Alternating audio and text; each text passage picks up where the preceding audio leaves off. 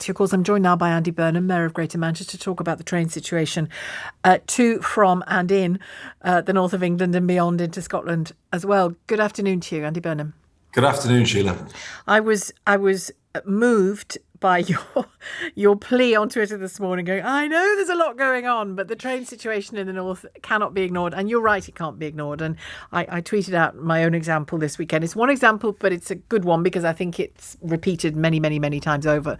I was meant to go to Liverpool this weekend to go to the Shakespeare at North and which is brilliant, by the way. Yes, I can't wait to see it. Yeah, cancelled because two family members at the weekend before, back and forth for the Everton game and for different reasons, caught out massively, the weekend ruined, and that's repeated so many thousands of times over, isn't it?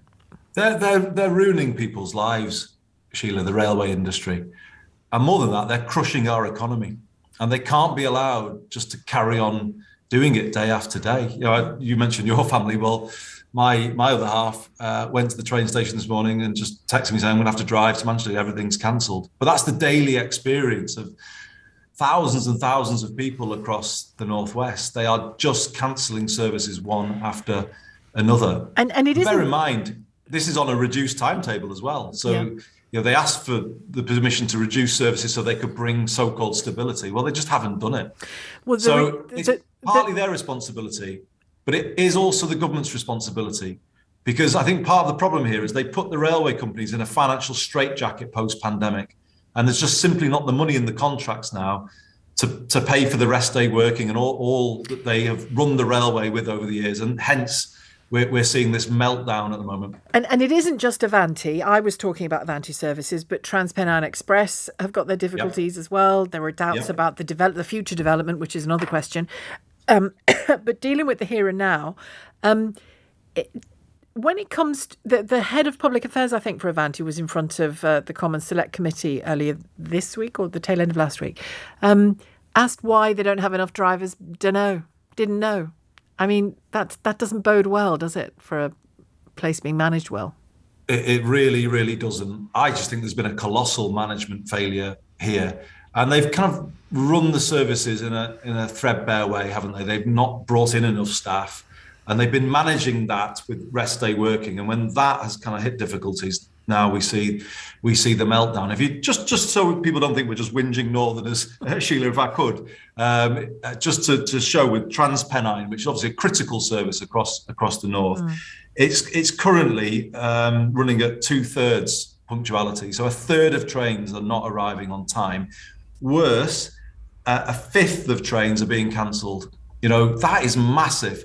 And I don't mean this in a sort of north-south sort of rivalry point, but I just say if that was the service that was being provided in and out of London, people would be up in arms, wouldn't they? Well, it was with Southern, and you're right. People were up in arms, and something like a solution was found. But that was ruining people's lives. I spoke to people at the time whose marriages were foundering because of the pressure of not getting home on time and not helping with the kids and all the rest of it, because people were stranded in London routinely. Honestly, it's massive, the impact that they're having on people's lives. In the north of England now, I would go as far as to say people can't trust the trains. So we're beginning to see traffic go beyond pre-pandemic levels. People are driving because it's just safer. They feel more confident they'll get there. But that's no recovery, is it, from the pandemic? If it's a car-led recovery, where will that get us in the long run? And I get the emotion behind the tweet that you picked up on this morning was something around the fear that this is just becoming shrug of the shoulders. This is it. Well, get on with it. And we can't allow that to happen.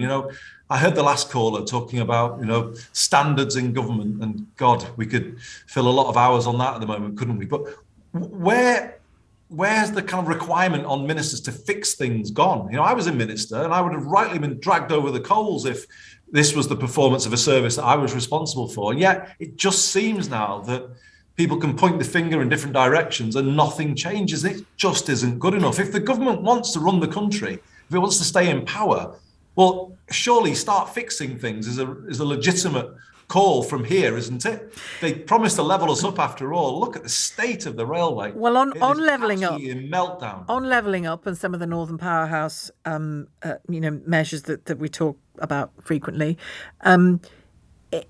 How concerned are you that these eye-watering, difficult decisions that Jeremy Hunt has spoken about in the context of cuts might mean that the little that is happening stops happening? Well, a couple of things to say on that, Sheila. So I saw in the Commons yesterday that the new Chancellor was asked directly about the commitment made by the Prime Minister to build a new railway line for the North, a cross-rail for the North, if you like, whether that still stood. And he very noticeably wouldn't give that commitment, which was, a core promise at the 2019 election. If you then just look at it more broadly in terms of day-to-day public spending for transport, they're now hearing doom and gloom, aren't we? So there's going to be, huge cuts.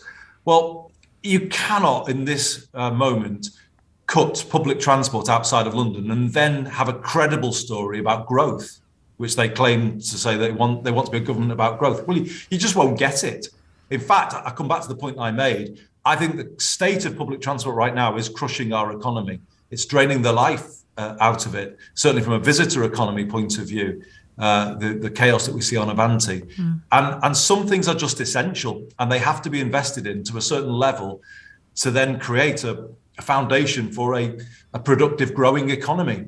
And so I am really worried actually about the noises that I'm hearing. In a cost of living crisis, you cannot start pulling back public spending, making life even harder for people. But then seeing a collapse of public transport. And it's going to be interesting to see when these cuts come. It'll be interesting to see the geographical spread of them, won't it? We began by talking about Shakespeare North. What we don't want to see again is austerity North, because we can't take it. No.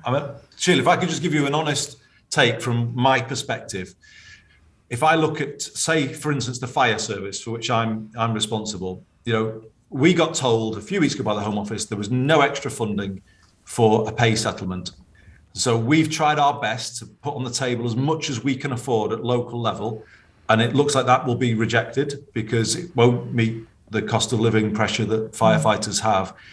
And bear in mind, they are really struggling because they've had no real terms increases for many, many years now.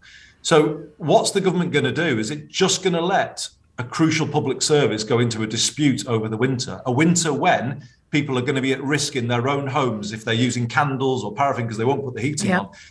What is happening here? Where is the will in the government to fix things, sit round the table, kind of put solutions on the table? And I'm sorry to the new Chancellor, but it is going to require investment. You can't get the country safely through a cost of living crisis without putting funding in to get pay settlements that will keep crucial public services running. Nurses, the Royal College of Nursing, balloting for the first time in their history to go out on strike. That is a sign of how severe things are. And just finally, if you would, I was listening to the TUC speaking today, Francis O'Grady, leader of the TUC, basically telling a story of doom, really, about what workers are facing and what their only response can be at this point. Do you expect a so-called winter of discontent?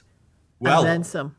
I think we're heading straight into one, Sheila, and the Conservative Party all of the time has sought to create the mythology about the winter of discontent in the 70s. We are looking at a much worse one as it stands right now, because we're looking at critical emergency services being in dispute in a cost of living crisis, as I say, when millions of people are at risk in their homes and in their communities. This is a dire situation, and I don't think the government has even begun to wake up to some of these issues. They need to look themselves in the mirror, the Conservative Party. Do they still want to run this country? Have they got what it takes to still run this country? Is there the unity to run this country? And if they can't answer those questions positively, they should give up on power now and make way for a government that will run this country. Okay, Andy Burnham, thank you, Mayor of Greater Manchester, for joining me. It's very nearly 3:50.